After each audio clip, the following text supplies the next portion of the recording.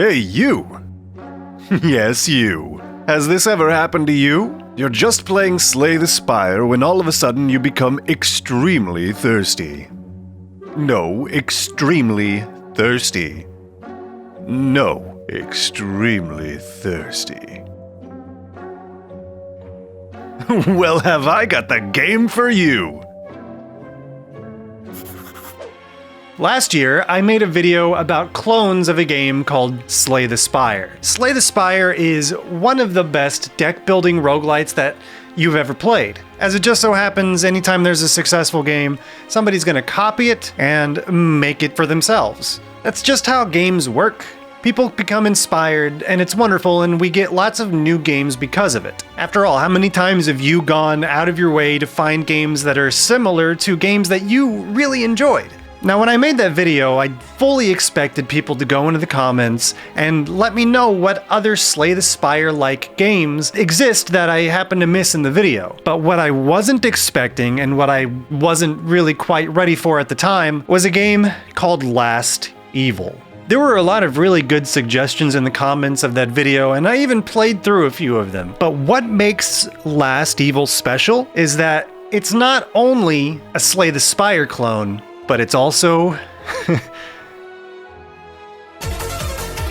made a huge mistake. Now, if you've been on Steam for any length of time, you know that it's not exactly shy about suggesting more adult-oriented games to you. I get these stupid games suggested to me all the time, and I hate it. I hate it. Because here's the thing, if you're somebody who is looking for a game to play that has, you know, some naughty pictures, or lewd acts,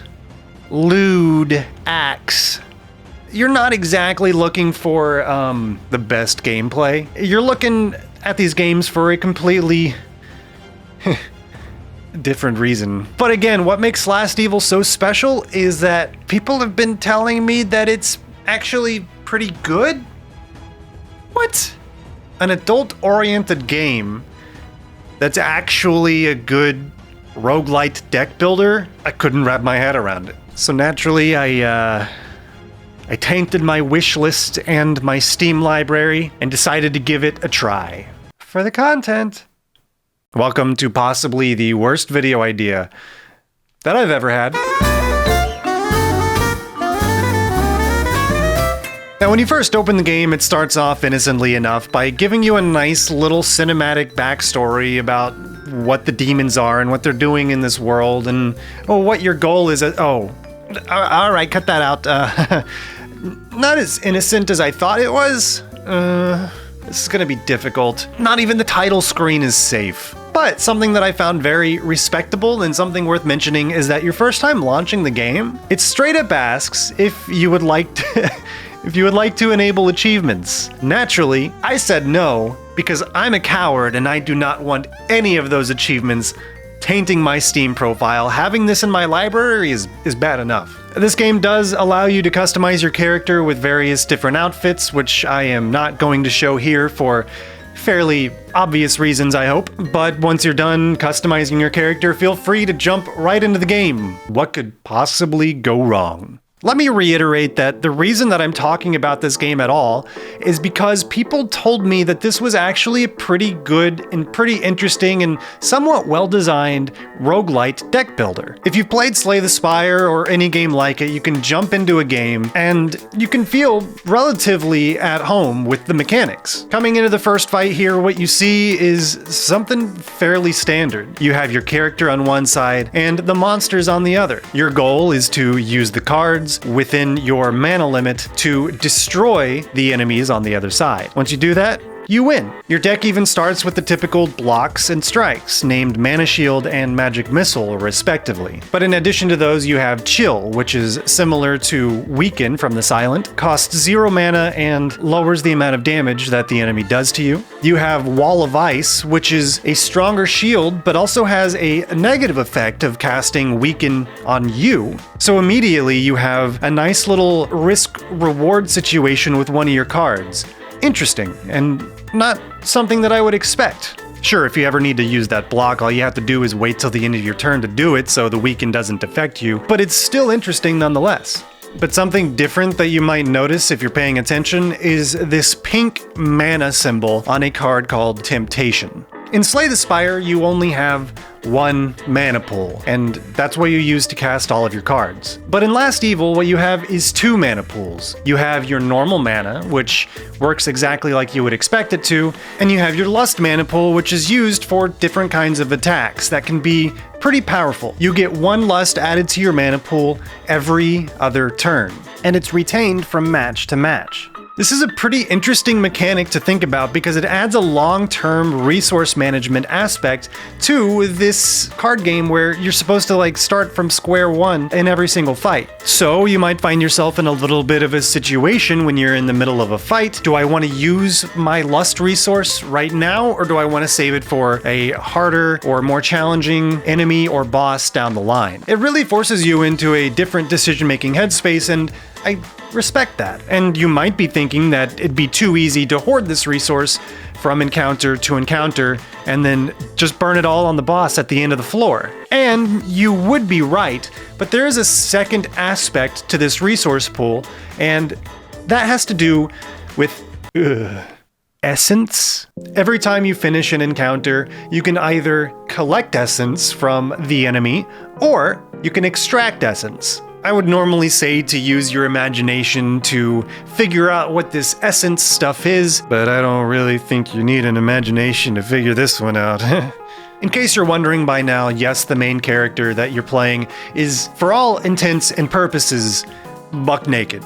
The only reason I'm able to show anything in these fights right now is because the camera angle hides everything that's important. Regardless, there are some camera angles and certain scenes that I simply cannot show. And among those scenes is every single one of the animations that you get when you decide to collect the essence instead of extract it. So here's the thing. Slay the Spire has money, right? You collect money after every fight, and you take that money to a shop so you can buy more cards or remove cards to make your deck thinner and more efficient overall.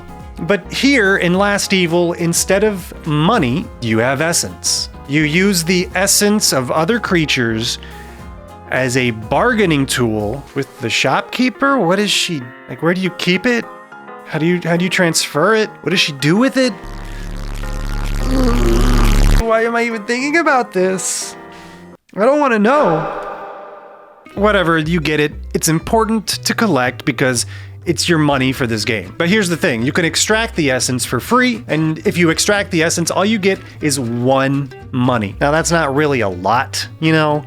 You're gonna need a little bit more than that to buy anything interesting from the shopkeeper. So inevitably, you're going to want to collect the essence, but that isn't free. Collecting the essence has the side effect of draining your entire Lust pool, so that resource is gone after you choose this option. You're basically trading your long-term resource pool for a little bit of cash. Yet another layer of risk-reward that I like to see in games. You have to think to yourself, is there a shop coming up? Is there a difficult fight coming up? Which of these resources do I care more about having available to me for the upcoming nodes on this world map? There's also a completionist aspect to collecting all of the animations. Every unique monster has a unique animation associated with it, so you're gonna wanna collect them all, because collecting them unlocks more costumes for your character. Yay! Theoretically, if you're in the target demographic for this game, these animations are going to be what you're after. And, you know, I can respect that. I'm not here to kink shame anybody who enjoys these games or enjoys these 3D animations, but it just doesn't do it for me. Apparently, there's over 100 of these animations in this game, and that's a lot. Not to be too analytical about my smut here, I personally didn't find them particularly compelling, and I'll leave that up to you about whether or not you believe me. But I think even if you were to enjoy these, you might get bored watching these same animations over and over again, right? Luckily, the game allows you allows you to skip them. However, even if you skip the animation, you're forced to listen to the payload every single time. It's actually comically loud, and that somehow makes it even more disgusting. As for the rest of the game mechanics, you have your normal Slay the Spire stuff. You have things like strength, weaken, frailty to lower defenses, and I'm not sure if it's only because I played for a couple hours, but there doesn't seem to be a lot of variance in the cards. Like, after 2 hours, I felt like I had already seen all of the possibilities, or at least most of the possibilities as far as card selection goes, and that's not where you want to be 2 hours into a game like this. Anyway, the game does end up getting pretty hard. On my first run, I made it past the first boss relatively easily, and then on the second floor, I got immediately destroyed by the first few enemies. On my third run, I made it all the way to the third floor, and again, got immediately destroyed by the first encounter. This game does not mess around with its difficulty and its expectation on you to create a good strategy and create a good deck.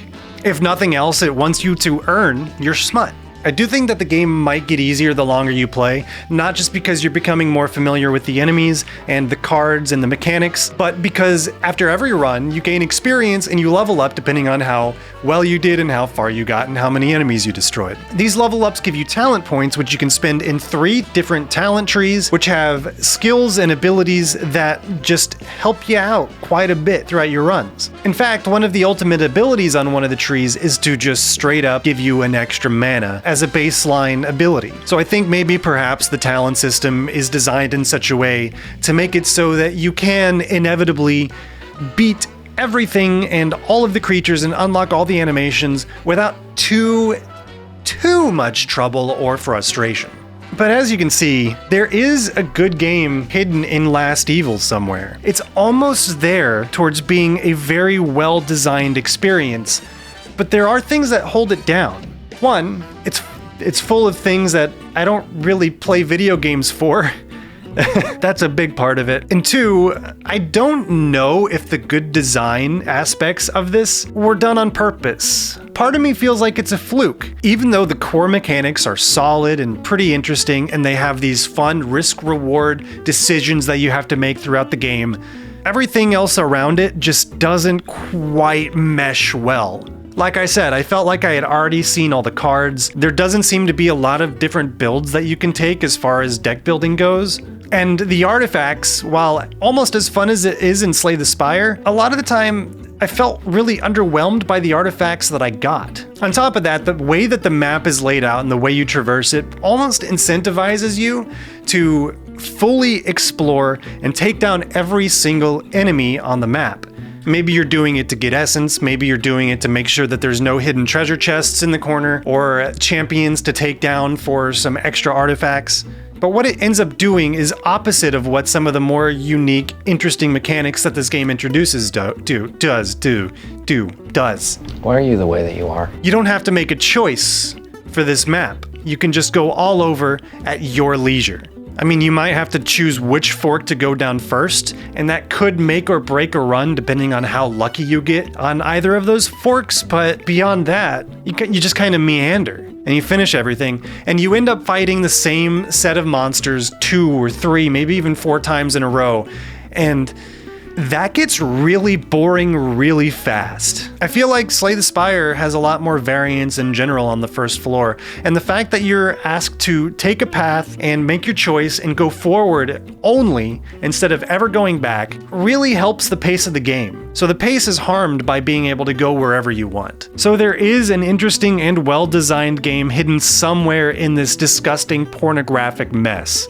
For the kind of game that this is, I dare say it goes way above and beyond the Call of Duty for its demographic. And what I mean by that is, it's really not that bad for a game that's only meant to be played with one hand. I'm not going to read any of them here, but I urge you to go to the game's Steam page and read some of the reviews, because they are some of the funniest reviews on Steam. And it's because this game actually has a hint